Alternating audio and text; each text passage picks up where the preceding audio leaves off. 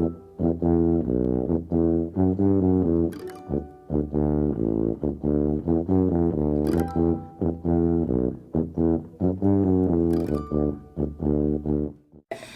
I'm Savannah Honeycutt, and this week's Torah portion is Matot Maseh.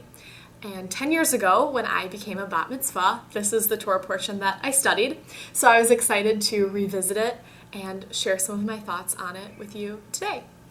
So we're at a time in the Torah right now where the Jews are coming to the land of Canaan, and we've gone from experiencing 40 years in the desert to now where we're kind of coming to claim our homeland. And we have 1 foot kind of on each side of the fence. Literally, we're coming to this whole new place where we've gone from having all of our needs taken care of when we were in the desert to now we kind of are realizing that we're having a rude awakening. We're realizing that we're kind of out in the real world and God's saying, all right, guys, this is where you're going to be. And Israel is intimidating to the people at this time in the Torah.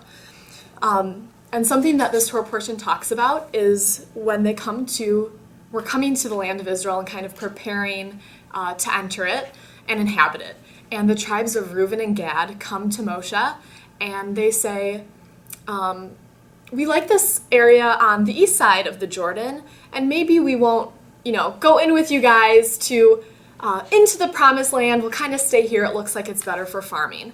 And Moshe is really taken aback because here he's prepared his people for 40 years to come to this moment, and 2 of the 12 tribes are saying that they kind of like this other spot better.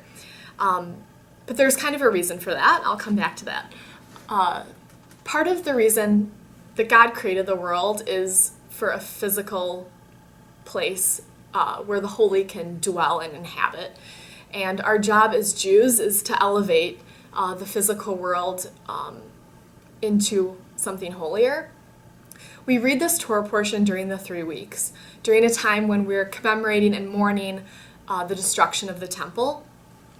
And as Jews, this is kind of what we struggle with, that our soul and our neshama yearns for God and yearns for holiness, but we inhabit such a physical world where we have to deal with making dinner and going to work, and we don't have the luxury that the Jews had in the desert, where for 40 years God was taking care of all of their physical needs. We had manna, we had water provided for us, even our clothes were miraculously clean so we didn't have to do laundry.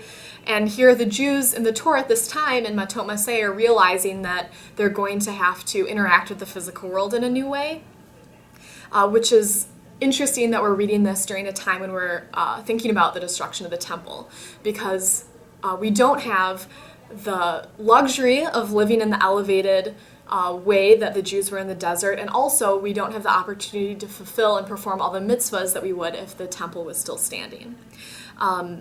So here we are as Jews in exile in the diaspora, and it's a struggle for us spiritually. And what I think is interesting about this Torah portion is that everything in the Torah is presented for a reason. Nothing's by accident. And just like that, God gave us the land of Israel not by accident. He could have led us anywhere in the world, and yet he chose this place where the earth is dry and cracks beneath your feet. And even here, Reuben and Gad are thinking, we don't want to farm there. It's going to be such a challenge. Our cows are going to have so much trouble. But even Reuben and Gad realized something that we can take and apply to our lives now. And that was that while the land east of the Jordan that they wanted to inhabit might have been easier for farming, it was more remote in a spiritual sense. And that's what we experience here in Milwaukee, Wisconsin, and anywhere else outside the land of Israel and outside the time where the temple is standing. And that's it's interesting that in the land of Israel, even today, we fight literally in a very physical sense to maintain our land. And also as far as agriculture, even today in Israel, it's hard to farm, and we have to invent complex irrigation systems to get anything to grow. In Milwaukee, we actually have lots of dairy farms. It's really easy to farm here, and the land is easier to inhabit. But our souls are missing something in a spiritual sense, and that's kind of what the Jews are experiencing in Matot Maseh. So I think it's our opportunity as Jews to take the metaphor of the land of Israel and apply it in a spiritual sense. And that's that even though we're sad that we no longer have the temple in Jerusalem, we have the opportunity to kind of collect these sparks of holiness that exist all across the globe and elevate them and bring the holy into our everyday lives in a way that we weren't able to do, for example, when we were wandering in the desert.